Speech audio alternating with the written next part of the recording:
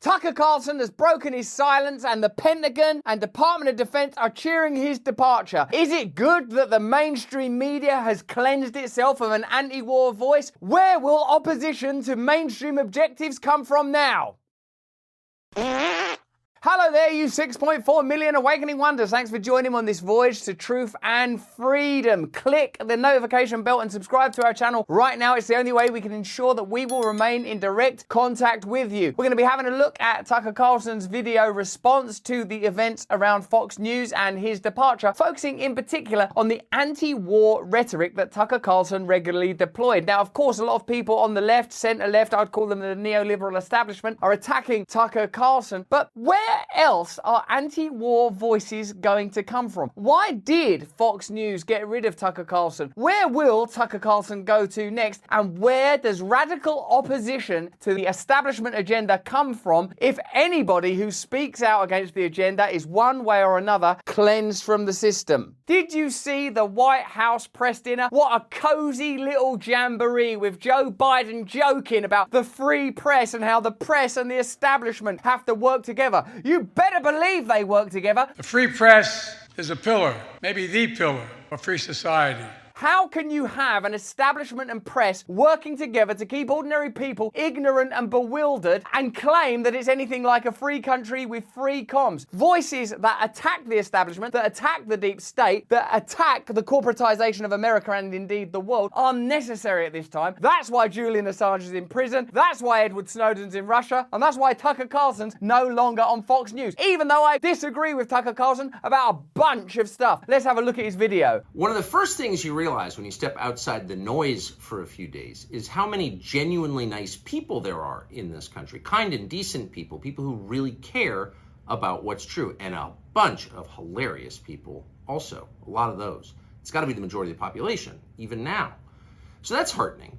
One of the things that I like about Tucker Carlson is he's a kind of frequency jam. The way he has those conversations with political figures where he's like, oh, okay, oh, all right. He's a difficult person to contend with, I imagine. And one of the things that surprises me is that people that oppose Tucker on cultural issues aren't willing to see that when it comes to things like the criticism of the war, the willingness to attack the establishment, the critiques of the military-industrial complex, the ongoing attacks of the deep state, that these are exactly the arguments of what was once known as the radical left just 20 years ago. Cast your mind back to the late 60s or the early 70s, the countercultural movement, the civil rights movement, Black Panthers, women's movement. You wouldn't find the radical left on the same side as like the Department of Defense and the CIA going, we've got to get rid of that guy. The attacks on radical anti-establishment voices often use the technique of saying, oh, you're far right now. But if we're far right for agreeing that the establishment needs to be took to task, then what have they become if they're on the same side as the Department of Defense or the Pentagon or the world's biggest corporations? What's happened to them? The other thing you notice when you take a little time off is how unbelievably stupid most of the debates you see on television are.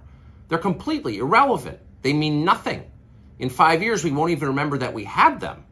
Trust me, as someone who's participated. So it seems to be that Tucker Carlson primarily is attacking the mainstream media and obviously in particular his former employers, Fox. Those of us that were observing Tucker Carlson personally felt that he was getting disillusioned with the limitations of operating within a mainstream space. And it's interesting to observe, isn't it? And let me know what you think in the chat and the comments, that if you go on the TV and attack the war machine, attack the deep state, attack the mainstream media, attack the two-party system, that in the end you will be excluded. It makes you wonder how much control Rupert Murdoch has over Fox and how much it is a reflection of his own ideology. I used to think, well, maybe they don't care what anyone says as long as it's generating views and revenue and money and power. Like having me on there, it's like they don't care if I'm anti-establishment. They just think, who gives a shit what that little limey's saying? But now I'm starting to think, oh wow, there's the potential that voices like ours, voices like yours, can really make a difference. And yet at the same time, and this is the amazing thing, the undeniably big topics, the ones that will define our future, get virtually no discussion at all. War, civil liberties, emerging science, demographic change, corporate power, natural resources. I would say that those are very important subjects, perhaps the most important subjects. Demographic change is, of course, the subject that people say suggests that Tucker Carlson is talking about race and the balance between different races in America and stuff like that. Personally, I feel that alliances between cultural groups that are not operating in the top tiers of the establishment is an absolute priority, and I wouldn't participate in the promotion of any ideas that turn people of different cultures, colours, races, ideologies against one another. Me personally, that's not the way to go. But when it comes to the debate around war, when have you seen in the mainstream media a reasoned debate about trying to pursue a diplomatic solution? Debates like that are not permitted in American media. Both political parties and their donors have reached consensus on what benefits them, and they actively collude to shut down any conversation about it.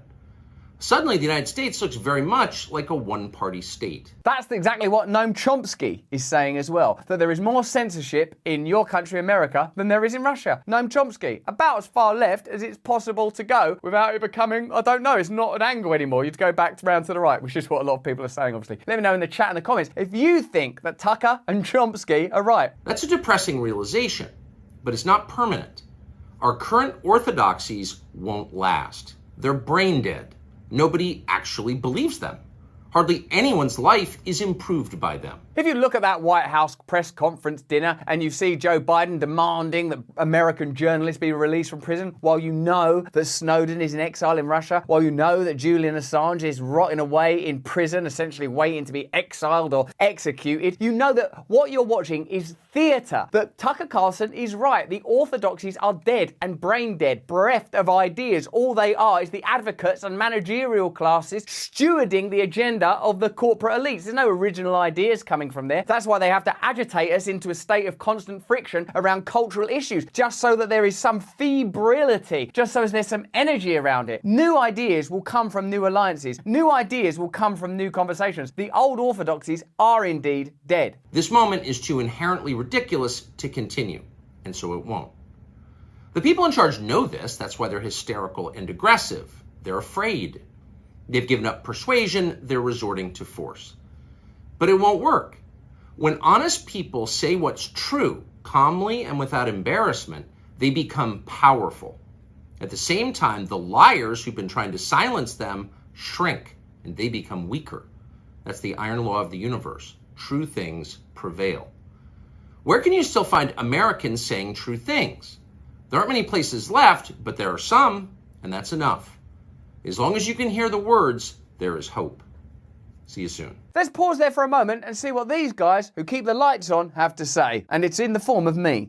Hello there, you awakening wonders. Today's show is brought to you by Manscaped, who are the best in men's below the waist and below the snout and within the ear grooming. Their products are precision engineered tools like our analysis for your family jewels. Manscaped's performance package is the ultimate men's hygiene bundle. You get the lawnmower. This trimmer is the future of grooming, and some say the greatest ball trimmer ever. You get the Weed Whacker crop preserver ball deodorant, although if there is an odour, I mean, there just shouldn't be an odour on your balls. But if there is, this will rid you of it. The Crop Reviver toner, performance boxer briefs, and a travel bag to hold your goodies. In this case, the goodies are the products, not your reproductive organs. Join over 7 million men worldwide, not literally, that would be unhygienic, you'd be ankle deep in pubic hair, who trust Manscaped with this exclusive offer for you. Get 20% off and free shipping with the code BRAND at manscaped.com. That's 20% off with free shipping at manscaped.com and use the code BRAND. Oh, it's really actually quite satisfying because you can hear it. Can you hear that? That's the sound of youth returning. One thing to note is that the Department of Defense and the Pentagon are very pleased about Tucker Carlson's departure. At the upper levels of the Department of Defense, news of Carlson's firing from Fox News Monday was met with delight and outright glee in some corners. We're a better country without him bagging on our military every night in front of hundreds of thousands of people, said one senior DoD official. I would say that a bigger problem for the military are the fact that 50% of their budget goes directly to private military contractors like Raytheon, Lockheed Martin, etc., and members of the military are significantly likely to end up homeless, are unlikely to be able to afford their own shelter, and in significant numbers are using food stamps. These things are all true. Much easier to blame Tucker Carlson for bagging on the military rather than acknowledging that the military are always used as heroes when convenient, but are discarded whenever necessary. What people are suggesting is that the fact that 50% of military budgets end up in the hands of the Pentagon, that $1,000 a year from average Americans is ending up in the hands of the MI6, check those figures, I'm afraid it's true, is not the best way to direct the finances of a country in crisis. The following is from the American Prospect, a left-leaning publication who are willing to examine Tucker Carlson from a more interesting perspective rather than saying, oh, I don't like him. Carlson's insistent distrust of his powerful guests acts as a solvent to authority, frequently making larger-than-life figures of the political establishment defend arguments they otherwise treat as self-evident. Tucker's willingness to challenge and mock ruling elites went alongside an obsessively nativist message that alienated viewers who might otherwise have embraced his populist perspective. That's one of the aspects of Tucker Carlson that I would query as a person that believes that alliances between different